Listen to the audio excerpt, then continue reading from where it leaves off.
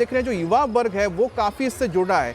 तो आप कह सकते हैं कि एक तरह से जो बिहार के अंदर इस पर्व को लेकर लोगों के अंदर एक बहुत जुड़ाव है और जो सनातनी परंपरा को एक परिवार से अपने आने वाली पीढ़ी को सौंपा जा रहा है, वो उस परिवार उसको लेकर जा रहा है, और चाहे वो भारत के किसी हिस्से में रहे या दुनिया के किसी हिस्से में रहे। जी हाँ, बिल्कुल।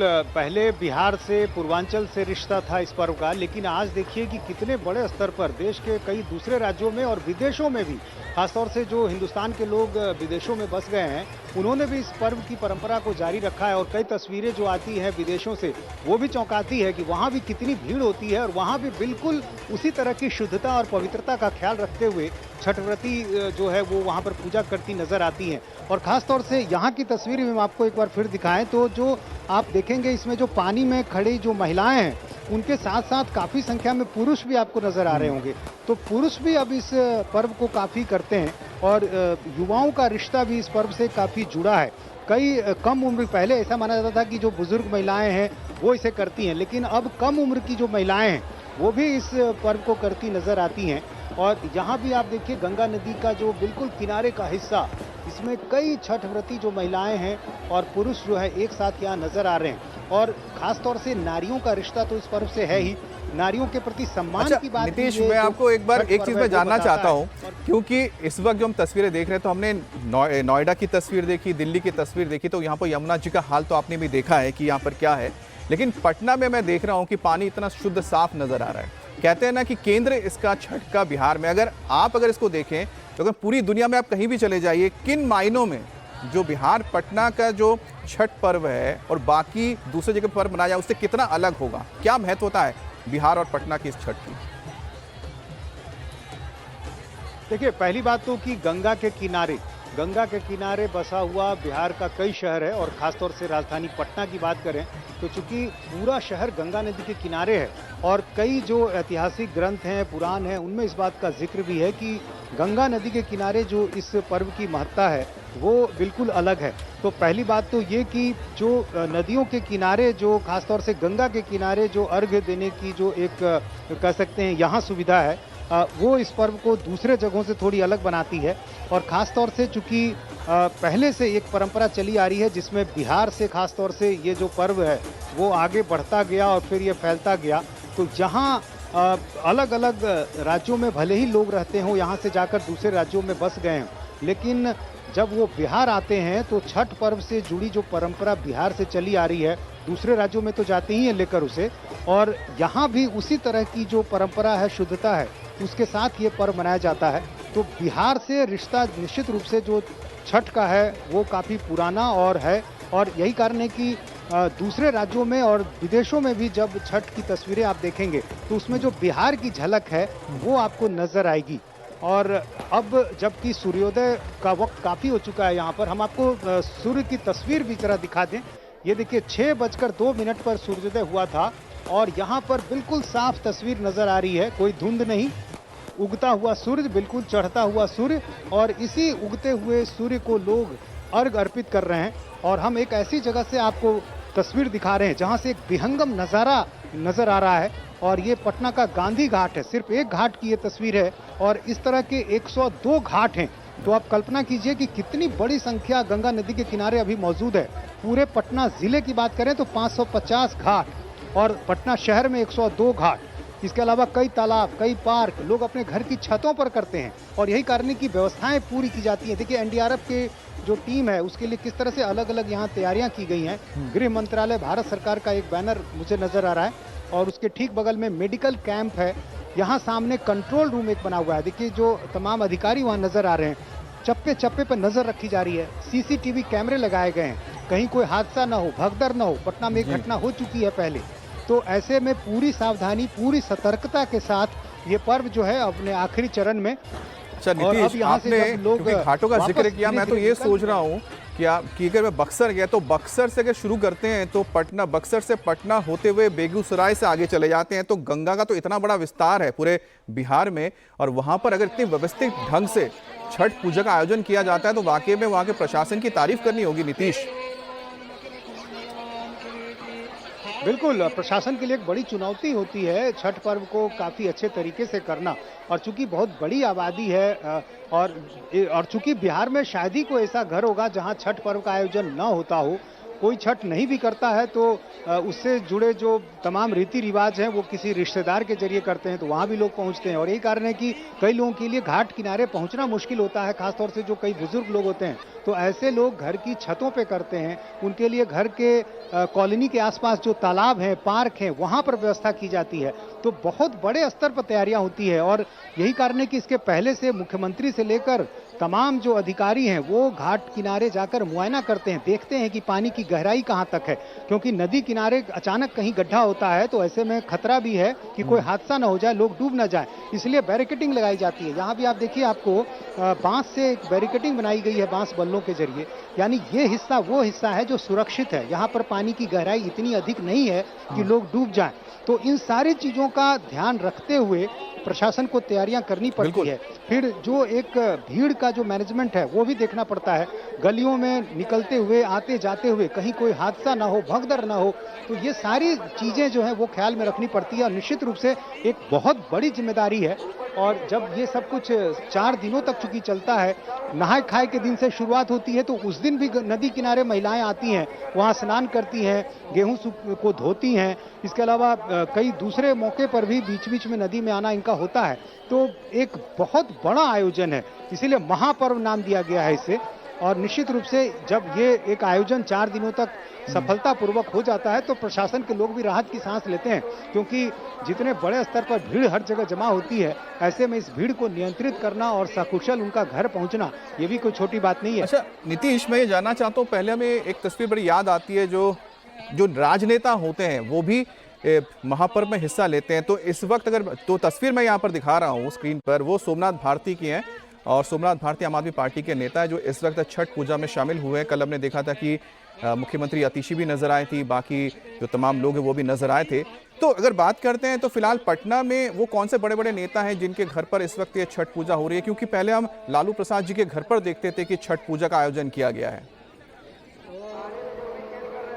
जी हाँ, पहले तो लालू परिवार का छठ जो एक बड़ा आकर्षण होता था और लालू यादव, राबड़ी देवी खुद छठ करती थी, लेकिन बाद में जब लालू यादव की तबीयत खराब हो गई, फिर वो जेल भी गए थे और कई दूसरे कारणों से उसके बाद छठ का आयोजन पिछले 7 सालों से उनके यहाँ नहीं हो रहा है। लेकिन तेजस्वी यादव ने इस बार नदी किनारे जो स्टीमर है उसके जरिए मुआयना किया, नीतीश कुमार ने भी मुआयना किया, चिराग पासवान के घर पर इस बार छठ का आयोजन हो रहा है। इसके अलावा तमाम जो नेता हैं जो अपने क्षेत्र की जो व्यवस्था है उसको तो देखते ही हैं, साथ ही साथ इस पर्व से करीब से जुड़ते हैं। तो जो राजनेताओं का रिश्ता भी जाहिर है पर्व से जुड़ा है।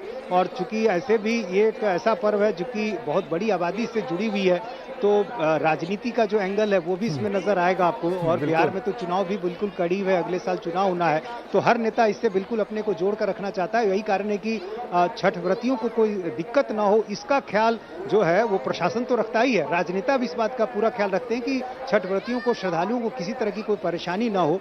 और यही कारण है कि कई ऐसी तस्वीरें हम लगातार देख रहे हैं जिसमें राजनीति से जुड़े लोग भी इसमें काफी सक्रिय रूप से नजर आते हैं। बिल्कुल, तो ये तस्वीरें आप देख रहे हैं इस वक्त। नीतीश हमें लगातार बता भी रहे हैं कि आखिरकार छठ का क्या महत्व है। छठ का जो केंद्र है, आप केंद्र बिंदु जो है पूरे विश्व में वो बिहार है। बिहार में कितने बड़े पैमाने पर आयोजन किया जाता है। आप सोचिए कि करीब करीब पटना में 100 से ज़्यादा घाट हैं, गंगा किनारे घाट बनाए गए हैं और वहाँ पर इतने लोगों का आना, उनको व्यवस्थित रखना, और सिर्फ बिहार के हर एक इलाके में इस वक्त सोचिए नदी के किनारे इतनी ही बड़ी तादाद में लोग जुटे हैं जो छठ का व्रत तोड़ रहे हैं, छठ पर्व मना रहे हैं।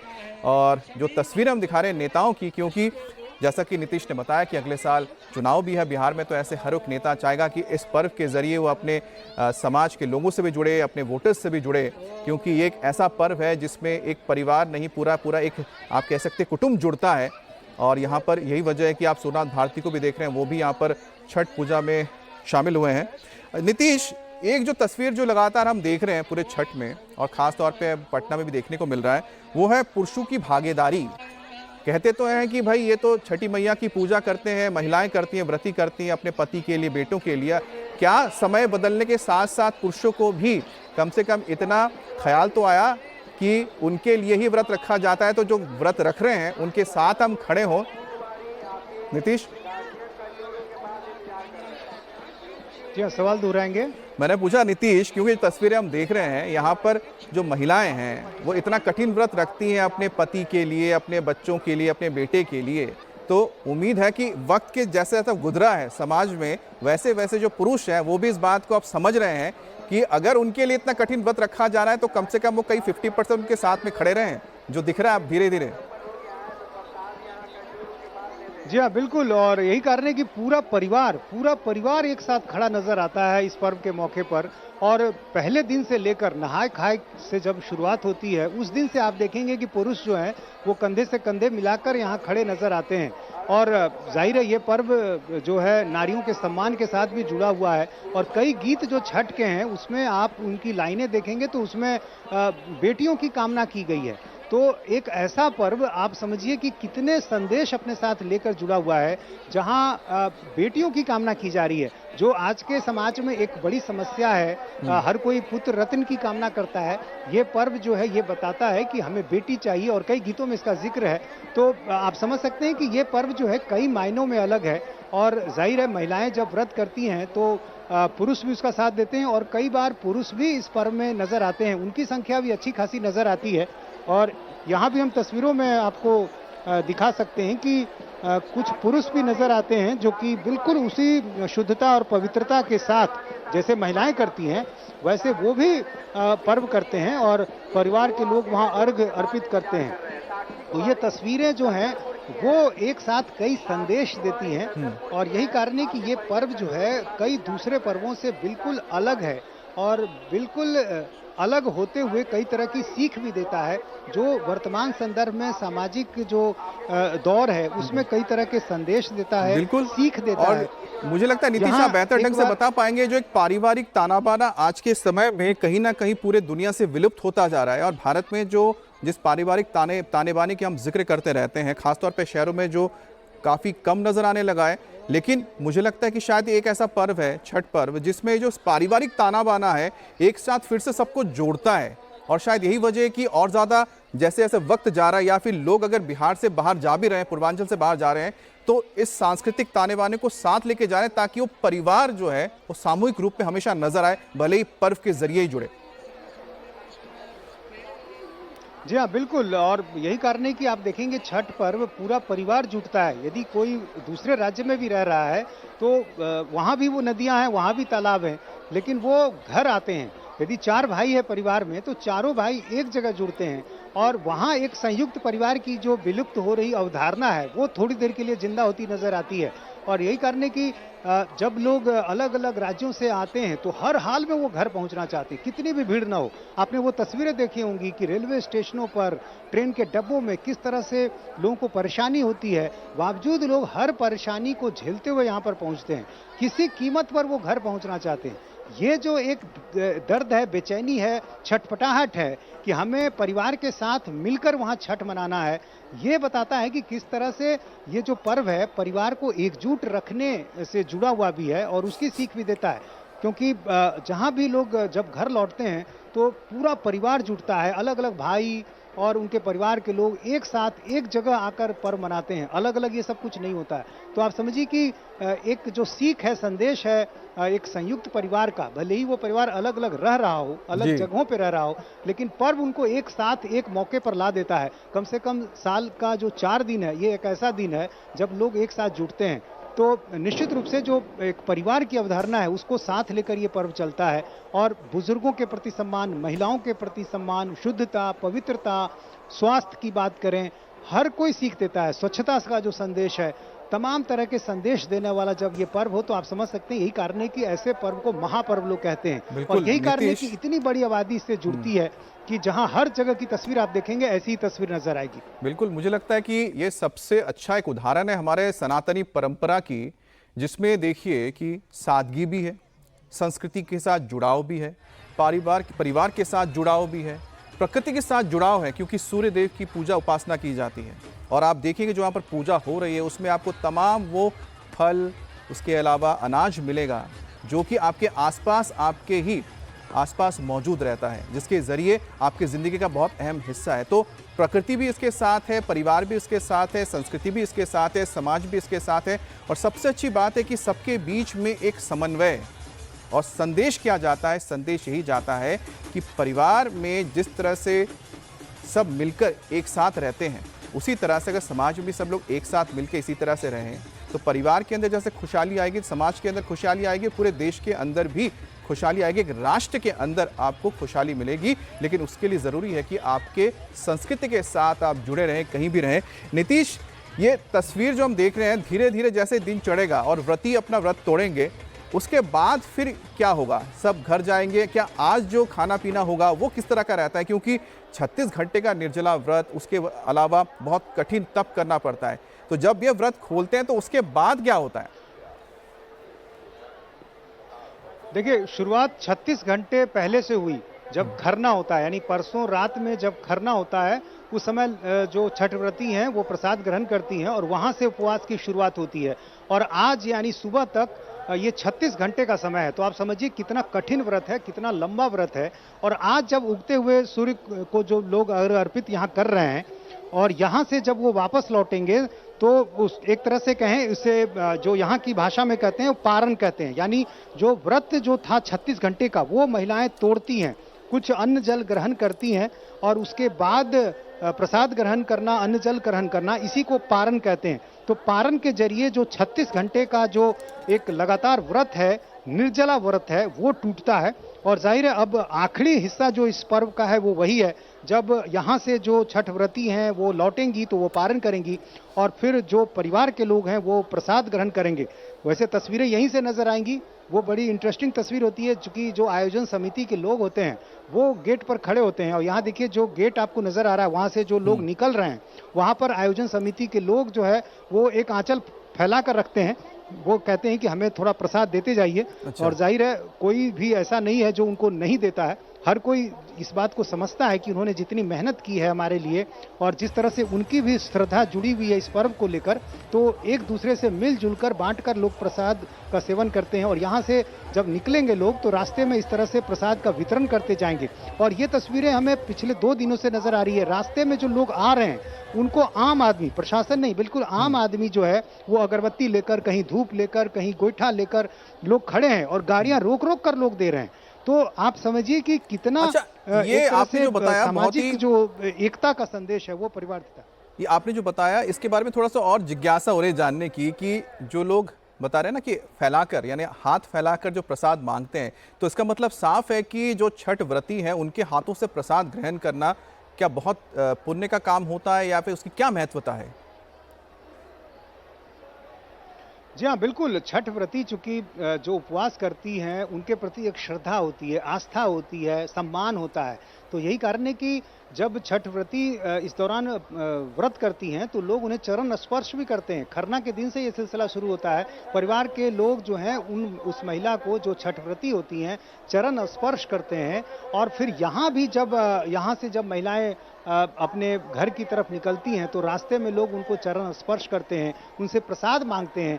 तो वो प्रसाद जो है सिर्फ एक अन्न जल नहीं है, बल्कि उससे एक आस्था जुड़ी हुई है। भगवान सूर्य को अर्पित वो प्रसाद है। और छठ व्रती जो महिला है वो एक माध्यम है जिसने अर्घ के जरिए उस प्रसाद को एक कहें शक्ति दी है, ताकत दी है। तो यही कारण है कि एक आकर्षण होता है। और खास तौर से पकवानों की बात करें, जो ठेकुआ है वो काफी प्रसिद्ध है और इसकी चर्चा जो है काफी दूर दूर तक होती है।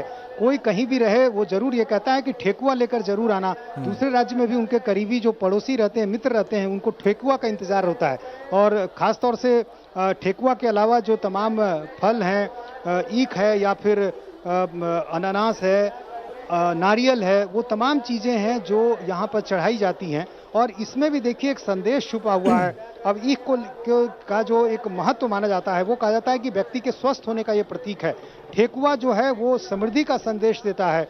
इसी तरह सूप और डाला, जिसमें कि तमाम तरह के फल रखे होते हैं, वो माना जाता है कि इससे वंश वृद्धि होती है और उनकी रक्षा होती है। ऋतु फल को एक विशिष्ट फल की प्राप्ति का संकेत माना जाता है। तो कई जो संकेत हैं, मान्यताएं हैं, वो हर चीज से जुड़ी हुई हैं। तो छठ पर्व से जुड़े जो कई चीजें हैं वो बिल्कुल अपने दो आप में चीजें अलग मुझे हैं। इसमें और जो समझ में यही आई कारण है कि वो हो गया कि एक तो हम लगातार जो स्क्रीन पर भी दिखा रहे हैं वो है जो प्रसाद जिसका जिक्र आपने किया। तो हम देख रहे हैं कि इस वक्त के जो भी सीजनल फ्रूट्स हैं, जो फल हैं, वो नज़र आ रहे हैं। उसमें कई सारे ऐसे फल भी हैं, शायद कई लोग पहचानते भी नहीं होंगे, आप ही बता सकते हैं इसके बारे में। लेकिन दूसरा आपने जो जिक्र किया कि खाना, इसमें किस तरह के प्रसाद होते हैं, क्या किस तरह की चीज़ें खाई जाती है पर्व के दौरान, और दूसरी चीज़ हो गई जो संगीत है, जो छठी मैया के गीत हैं। हालांकि आप भी बहुत अच्छा गीत गाते हैं, तो कभी मौका मिले तो हम भी आपसे सुनेंगे, जिसका आप जिक्र भी कर रहे थे कि गीतों में किस तरह से बेटियों के लिए भी दुआएं मांगी जाती हैं, बेटियों की भी प्राप्ति के लिए लोग प्रार्थना करते हैं। तो कुल मिला के जब समझाइए छठ के पर्व के जो गीत, उनका क्या महत्व है, और साथ ही साथ जो फल और साथ ही प्रसाद दिया जाता है। जी हाँ, बिल्कुल। प्रसाद में जो चीज़ें हैं, ज़ाहिर है जो कि एक मौसमी फल है, जो अभी जिस फल का इस्तेमाल हो रहा है वो तो रहता ही है, लेकिन उसके अलावा जो कई दूसरी तरह की चीज़ें हैं, जैसे हमने ठेकुआ का जिक्र किया कि जी। सबसे बिल्कुल खास जो ठेकुआ होता है आटे और गुड़ का बना हुआ, इसके अलावा जो ईख का इस्तेमाल है, या फिर कई लोग जो है एक चावल का जो बनाते हैं, एक लड्डू की शक्ल का होता है, वो भी इसमें चढ़ता है। नारियल जो है वो इसमें चढ़ता है, और यहाँ हम तस्वीरों में भी आपको दिखा सकते हैं कि सूप में जो चीज़ें हमें यहाँ से नज़र आ रही हैं, वो सारी चीज़ें जो हैं वो प्रसाद से जुड़ी हुई हैं। और उसमें सबसे खास की जो ईख है, अब जैसे ईख को आप देखिए, यहाँ पर एक व्यक्ति जो नज़र आ रहा है वो कोसी कहा जाता है उसे, अच्छा। जिसकी मन्नतें पूरी होती हैं। कई मान्यताएं भी इससे जुड़ी हुई हैं, मंगल कामनाएं जुड़ी हुई हैं, तो मन्नतें जब पूरी होती हैं तो लोग कोसी भरते हैं, और वो कोसी जो है ईख के जरिए किया जाता है। ईख को देखिए किस तरह से उसके 4-5 कोने खड़ा कर दिए गए हैं, और वहाँ पर दीप जलाकर जो है उसकी पूजा की जाती है, और छठी मैया को इस बात के लिए एक तरह से कहे धन्यवाद देते हैं लोग कि उन्होंने जो मंगल कामना की थी, उन्होंने जो आपसे मांगा था, उसको उन्होंने पूरा किया है। तो प्रसाद के साथ साथ जो तरीका है पूजा करने की, जो पूजा पद्धति है, वो भी जी। इसमें काफ़ी अलग है। और गीतों की यदि बात करें तो निश्चित रूप से छठ से जुड़े जो गीत हैं, शारदा सिन्हा तो छठ का पर्याय बन गई थी। अभी 2 दिन पहले ही उनका निधन हो गया, और छठ से जुड़े जो गीत हैं, शारदा सिन्हा ने उसको एक इतनी ऊंचाई दी है, इस ऊंचाई तक पहुंचाया है कि छठ के मौके पर यदि शारदा सिन्हा के गीत ना बजें तो लोगों को ऐसा लगता है कि कुछ अधूरा है। तो गीतों की जो महत्ता है, और लोकगीत के जरिए जो सामाजिक जो परिवेश है उसका जिक्र करते हुए छठ की बातें कही जाती हैं। लोग भगवान सूर्य से अपनी बात को, अपनी पीड़ा को कैसे कहें, उसका जिक्र भगवान सूर्य से करते हुए गीतों की बात कही जाती है। महिलाओं की बात, बेटियों की बात, सम्मान की बात, स्वच्छता की बात, ये तमाम ऐसी बातें हैं जिसका जिक्र गीतों के जरिए किया जाता है। और चूंकि बहुत पहले समय से ये पूजा चली आ रही है, तो ऋग्वेद काल के समझिए उस समय से, और फिर पुराणों में जब जिक्र हो, ऐतिहासिक ग्रंथों में इसका जिक्र हो, गुप्त काल का जिक्र हो, तो ऐसी स्थिति में काफ़ी जो पुरातन तौर तरीके थे उसके जरिए छठ की बातें आगे बढ़ती जा रही है, और इसे बढ़ाने में गीतों का भी काफ़ी अहम रोल है। तो तमाम तरह के जो परंपराएं हैं वो धीरे धीरे आगे बढ़ती जा रही हैं, लेकिन बिल्कुल विशुद्ध उसी रूप में, उसी तरह से। और ये धीरे धीरे पर्व और बड़ा होता जा रहा है, दायरा बढ़ता जा रहा है। सिर्फ पूर्वांचल नहीं बल्कि देश के अलग अलग राज्यों तक बात पहुंच रही है, विदेशों तक में लोग जो हैं वहां भी पर्व कर रहे हैं। तो आप समझ सकते हैं कि किस तरह से ये जो पर्व है दूसरे पर्वों से अलग और कितना बड़ा है। अमित? बिल्कुल, और मुझे लगता है कि ये पर्व इसी तरह से पूरे हमारे सामाजिक पारिवारिक ताने बाने को यूं ही बांध कर रखे, हमारी सनातनी परंपरा को यूं ही लोगों के बीच हमेशा उजागर रखें, जीवित रखें। और मुझे लगता है कि ये तस्वीरें बता रही हैं कि कितने भी सदियां बीत गई हों, लेकिन इस पर्व का जो महत्व है आज भी बना हुआ है। क्योंकि आप जिक्र कर रहे थे कि कितने पुराने युग से इसकी शुरुआत हुई थी, तो बताया ये जाता है कि जब रावण को वध करने के बाद सीता माता अयोध्या लौटी थी, उसके बाद भी उन्होंने व्रत रखा था, और व्रत रखा था अपने कुल के लिए, अपने परिवार के लिए, अपने तमाम उनके पति के लिए, यानी कि परिवार के लिए उन्होंने कठिन व्रत रखा था। और उसके बाद ये भी बताया जाता है कि जब द्रौपदी थी उन्होंने भी ये व्रत रखा था ताकि अपने पतियों की रक्षा हो, और साथ ही साथ उनका जो राजपाट है वो उनको वापस मिले। तो कुल मिलाकर देखा जाए तो सदियों से भारतीय संस्कृति का एक अहम हिस्सा रहा है छठ महापर्व, और उसका जो केंद्र बिंदु है वो इस वक्त आप मैं बताऊं, जो तस्वीर आप देख रहे हैं वो है पटना, बिहार, जहां पर आप देख सकते हैं कि बड़ी तादाद में लोग पहुंचे हैं। लेकिन सबसे अच्छी बात देखिए कि कितने लोग व्यवस्थित हैं। भारत में कहा जाता है कि, और भारत में ही कहा जाता है कि भारत में भीड़ भाड़ बहुत ज़्यादा है, लोग नियम कानून नहीं मानते। लेकिन आपको हम सुबह से जो तस्वीरें दिखा रहे हैं और आप छठ के दौरान आप देख सकते हैं कि इतनी भीड़ है, लखनऊ से लेके गोरखपुर, गोरखपुर से लेके मुंबई, मुंबई से लेके पटना, पटना से लेके प्रयागराज, हर जगह की तस्वीरों में आप देखिए लोग आपको भीड़ नजर आ रही होगी, लेकिन कितने व्यवस्थित हैं, क्योंकि यही हमारी संस्कृति है। हमारी संस्कृति लोगों को अनुशासन भी सिखाता है, क्योंकि ये जो पूरा पर्व ही है ये अनुशासन के बारे में ही है। 36 घंटे तक आपको निर्जला व्रत रखना है और आप भक्ति में लीन होते हैं। जब आप भक्ति में लीन होते हैं, अनुशासित जीवन जीते हैं, तो आप हर एक चीज़, हर एक कानून का पालन करते हैं। और यही वजह है कि बहुत ही सुचारू रूप से यहाँ पर लोग पूजा पाठ कर रहे हैं। आस्था जो आपकी है वो देखिए कि किस तरह से पूरा परिवार एकजुट होकर एक उस महिला के साथ जो व्रती है उसके साथ जुड़ा हुआ है, जो बताता है कि वो भी एक महिला जो होती है परिवार का केंद्र बिंदु है और वो हर किसी के सुख शांति के लिए, उसकी खुशहाली के लिए तप करती है। तो ऐसे में परिवार की भी जिम्मेदारी है कि उसके साथ हमेशा वो खड़ा रहे। तो कुल मिलाकर देखा जाए कि ऐसा पर्व जो एक सामाजिक, पारिवारिक और आपकी सनातनी परंपरा को उजागर करता है। और रांची, दिल्ली, बेंगलोर, भुवनेश्वर, गोरखपुर, कोलकाता, देखिए कहीं पर भी आपको अव्यवस्था नज़र नहीं आ रही है और ये सबसे अच्छी और सुंदर बात है। और दूसरी सबसे अच्छी बात है कि प्रकृति के साथ इंसान का जुड़ाव, जो हमारी सनातनी परंपरा हमें बताती है कि आपका मतलब सिर्फ आपका जीवन नहीं है, प्रकृति के साथ आप जुड़िए, अपने समाज को साथ लेकर चलिए, परिवार को साथ लेकर चलिए।